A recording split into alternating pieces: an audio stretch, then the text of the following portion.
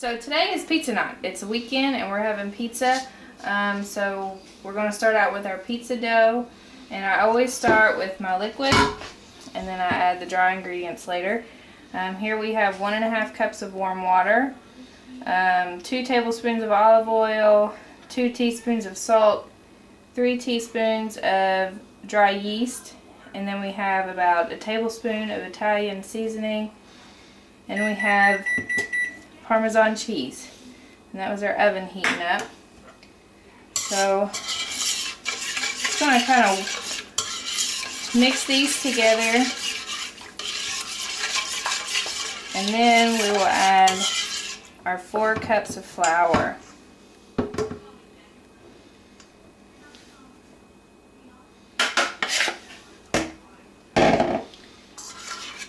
I'll just mix it together a little bit with the spoon, and then you have to get your hands in there and dig in.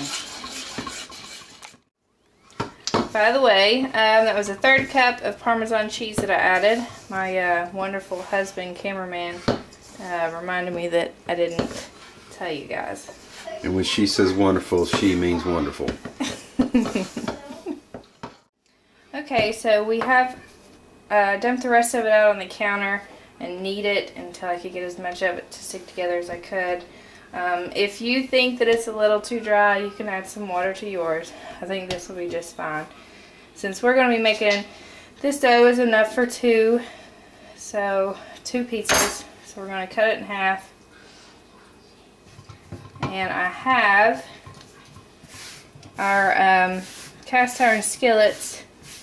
I have a little bit of olive oil in the bottom of the pan. And I'm certainly no professional pizza maker, so I am not good at tossing pizza dough, spinning it. So the olive oil on the bottom of the pan will help me spread the dough out into the skillet. And at the same time, once we bake it, it will kind of help crisp the bottom of your pizza. Okay, so once we have our dough in our skillet, we're going to take a fork and kind of poke you some holes in it, because you can get some air pockets, and this will keep it from rising on you.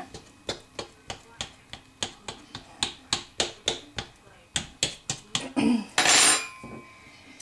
we're going to take our pizza sauce, and we like a lot of sauce on our pizza, so especially with the crust being so thick, it's going to need a lot of sauce.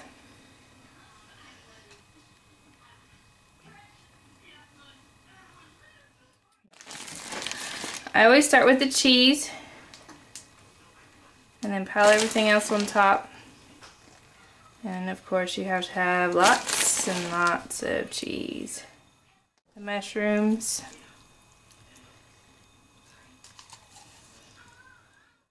Onions. Onions are good on just about everything. We cooked up some sausage earlier. And we have ham.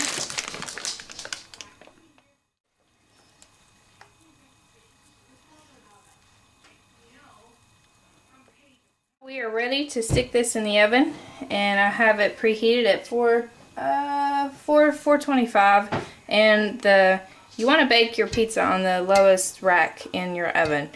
So we're going to stick it in there, and it'll probably take about 15 minutes, and we'll be back. Okay, so we had our pizza in there for probably about 20 minutes, and it was sizzling. It's been out for about 3 minutes now or so, so the sizzling's kind of slowed down.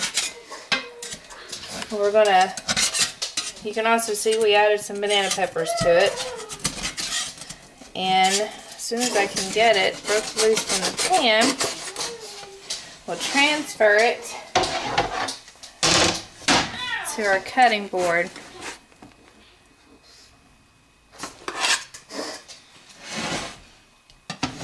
Doesn't that look awesome?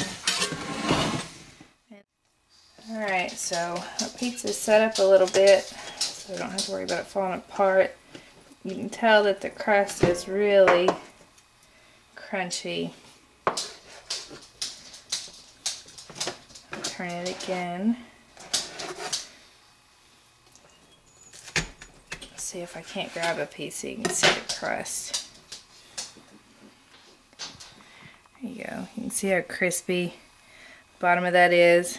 And everything stays on there really nice. As much stuff as we have on there, you could still hold that and eat it. But still probably going to use a fork.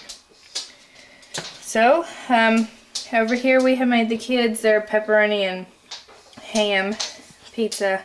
Simple. Kids don't know what they're missing out on. So, well, me and my family is going to go eat some pizza and watch some TV. And thanks for joining us.